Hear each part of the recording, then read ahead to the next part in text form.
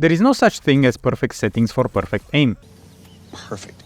By the end of this video, you'll be able to dial in the best aim sensitivity curve type for you instead of simply copy-pasting some settings from others. So let's get started. First, we'll start by defining the three main movements of the stick.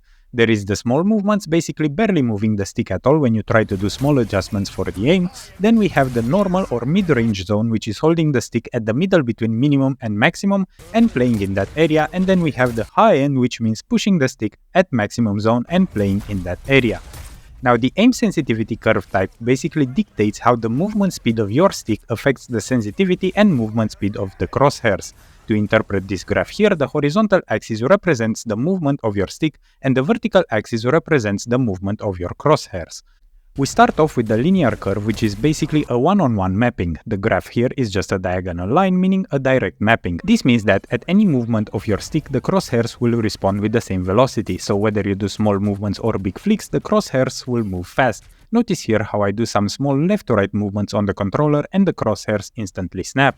For the linear curve, there are no advanced settings or customization because it's just that linear. You'll choose this if you want raw and unfiltered aim directly from your stick. Moving on to the exponential curve, this reduces the sensitivity at lower levels, which allows for more precision when making small adjustments. Notice that when I push the stick slowly with small movements such as to correct my aim, the sensitivity is decreased. It is not as fast as with the linear curve.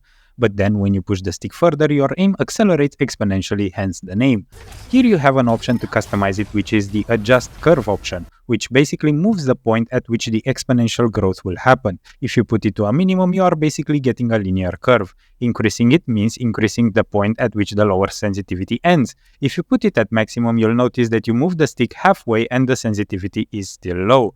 So basically, you'll use this to customize the area of low sensitivity that you want for your small adjustment. So what are the advantages of the exponential curve? It gives you low sensitivity at small movements, which can help you with aiming and hitting some enemies, especially if you struggle to shoot them or you shoot slightly off and cannot adjust. And it gives you a high boost at further movements with the stick, which help you when you want to, for example, quickly turn away and run or quickly look back and check on your teammates. Finally, there's the dual zone S curve, which is the most customizable one. It has three main zones, the micro adjustment zone, then the mid zone, then the high end zone. It maps exactly one-to-one to the controller movements we've discussed at the start of the video.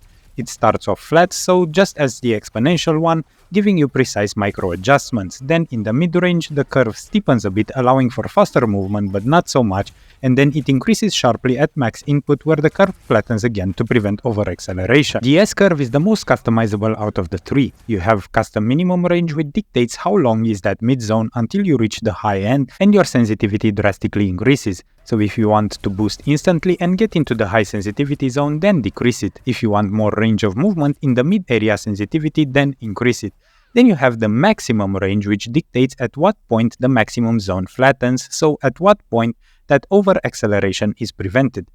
The statics control how fast that sensitivity increases in the mid-range movement zones. Up means an increased speed up, down means a decreased one. So if you want a very slow transition and more granular aiming in those normal movement areas of the controller, then push it up, if not push it down. Lastly, the custom maximum dual zone curve control. This dictates at which point the increase in the high-end zone starts to flatten. So if you have a low number here, you'll have some decreased sensitivity at max range. If you have a high number here, then you'll move very fast at the edge of your stick movement. The dual zone S-curve is kind of a best of both worlds between the linear and the exponential one and gives you more granular control over your aim. So now that you understand what each curve type does, you can go ahead and choose the best one for your playstyle, and if you found the info in this video helpful, help me out by subscribing to the channel.